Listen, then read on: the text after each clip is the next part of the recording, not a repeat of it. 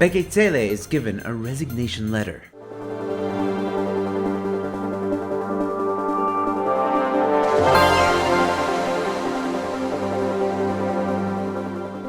Hello and welcome to the News in 5. Let me just quickly thank all the new subscribers that have subscribed to this channel.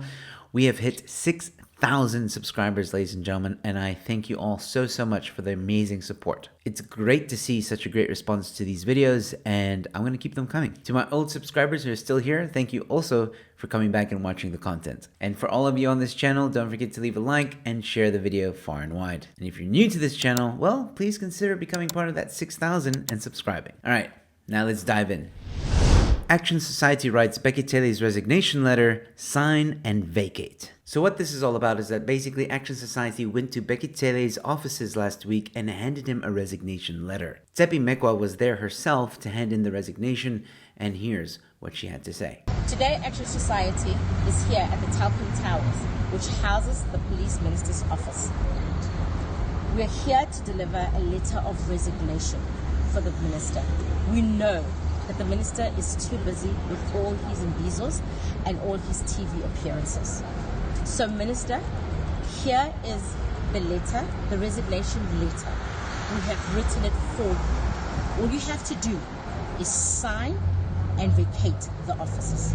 What she said is very true, and at some of these imbizos, he's arriving to the tune of I Will Survive that's being played by the police band. I didn't even know we had a police band. This is our police minister who, when asked about the leadership at Crime and Intelligence, had this to say. Is Peter Jacobs still head of Crime Intelligence right now?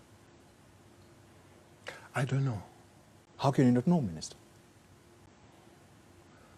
You know what? I don't know. Or who gives very memorable speeches, albeit for the wrong reasons. Tomorrow, starting from yesterday, today, tomorrow and after, criminals must feel you, must hear you, must smell you, must taste you. Or gives careless orders like this one.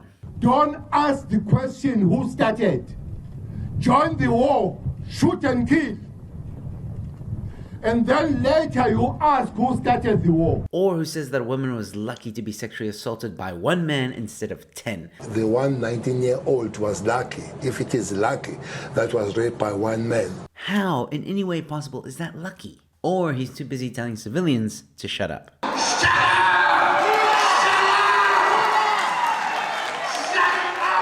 Listen, I could go on and on and on and on giving you examples of how ridiculous Bheki Cele is as a police minister. I mean, these examples are just in this year alone, and he's been minister since 2018. In the letter, Action Society highlights Cele's failures as Minister of Police, including the rising murder rate, which is the highest it's ever been, translating to 3 murders per hour. Even though the government and Minister Cele vowed to eradicate violence against women and children every year, the rate of sexual offenses started increasing when Cele took over as minister and reached a staggering 295,000 during 2020 and 2021. Unfortunately, this year seems to be even worse. Action Society has long campaigned for the minister to leave or be sacked as he is failing miserably in ridding the country of crime. More than 130,000 people have signed our petition to support this campaign. And I highly encourage everyone who watches this video to sign that petition. Link in the description. Now, one thing that was very interesting is that when the crime stats were released, Jordan Hill Lewis, the mayor of Cape Town, came out and gave some positive stats in the Western Cape. Good afternoon. The quarterly crime statistics that were released a few moments ago by Police Minister Bheki Cele confirm that despite an overall very concerning national crime picture for South Africa, the partnership between the City of Cape Town and the Western Cape Provincial Government to deploy more visible law enforcement officers, what we call LEAP officers, in the worst crime-affected areas of Cape Town is really starting to work. In particular, I'd like to tell you about 3 results from today's crime stats that I warmly welcome. Firstly, the Philippi East Police Precinct, which has regularly topped the lists of worst crime-affected areas in the city and among the top in the country, has completely fallen off the top 30 crime zones in South Africa